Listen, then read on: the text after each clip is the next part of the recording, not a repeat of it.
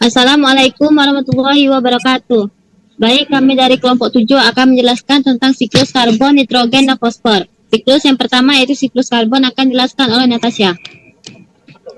Siklus karbon adalah siklus biogeokimia di mana karbon dipertukarkan antara biosfer, geosfer, hidrosfer, dan atmosfer bumi. Dalam siklus ini terdapat 4 reservoir karbon utama yang dihubungkan oleh jalur pertukaran. Reservoir-reservoir tersebut adalah atmosfer, biosfer, terestrial, lautan, dan sedimen. Tahapan siklus karbon yaitu ada 5.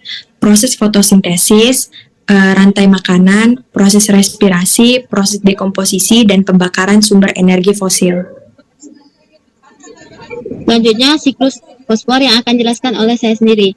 Fosfor berasal dari batuan litosfer yang mencangkup gumpalan mineral lainnya. Hujan dan pelapukan menyebabkan batuan mengalami erosi dan melepaskan ion fosfat dan mineral lainnya. Fosfat anorganik ini kemudian didistribusikan di tanah dan air. Tanaman mengambil fosfat anorganik dari tanah. Tanaman kemudian dapat dikonsumsi oleh hewan. Proses ini disebut tahap asimilasi. Begitu berada di tumbuhan, hewan, atau organisme lainnya, fosfat dimasukkan ke dalam molekul organik seperti DNA. Lalu setelah terjadi dekomposisi, yaitu ketika tanaman atau hewan mati itu membusuk dan fosfat organik dikembalikan ke tanah, di dalam tanah bentuk organik fosfat dapat tersedia bagi tanaman dan bakteri yang memecah bahan organik menjadi bentuk anorganik fosfor. Proses ini dikenal sebagai mineralisasi. Fosfor dalam tanah dapat berakhir di saluran air dan berakhirnya lautan, dan terjadilah proses sedimentasi dari waktu ke waktu. Tanah dan air akan berakhir di sedimen dan batuan yang kembali akan melepaskan fosfor melalui pelapukan. Dengan demikian siklus fosfor dimulai kembali. Selanjutnya siklus nitrogen yang akan dijelaskan oleh Helen. Nitrogen adalah kumpulan dari kelompok unsur yang tidak mengandung logam.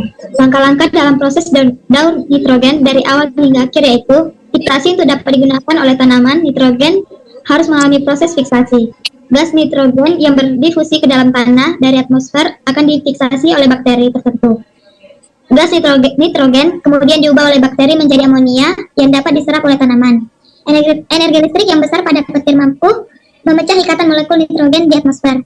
Hal ini memungkinkan nitrogen bereaksi dengan oksigen dan membentuk nitrat yang dapat diserap oleh tumbuhan. Nitrogen di atmosfer juga dapat difiksasi secara industri melalui proses Haber-Bosch untuk mengubahnya menjadi amonia. Nitrogen yang telah tersedia dalam tanah dan air kemudian diserap oleh akar tumbuhan. Tumbuhan dan mikroorganisme menggunakan senyawa nitrat dan amonia dalam proses biosintesis atau asimilisasi untuk membentuk sel baru yang mengandung nitrogen organik. Ketika hewan dan tumbuhan mati, terjadi proses dekomposisi alami yang mengubah nitrogen organik dalam tubuh menjadi amonia dan dilepaskan ke tanah. Amonia ini kemudian menjalani proses nitrifikasi. Bakteri Nitrosomonas mengubah amonia menjadi nitrit yang kemudian diubah lagi menjadi nitrat oleh bakteri Nitrobacter. Nitrat ini dapat digunakan kembali oleh tumbuhan atau dikembalikan ke atmosfer. Setengah dari siklus nitrogen adalah mengubah nitrogen dalam ekosistem menjadi nitrogen atmosfer melalui denitrifikasi. Baik, sekian penjelasan dari kelompok kami. Assalamualaikum warahmatullahi wabarakatuh.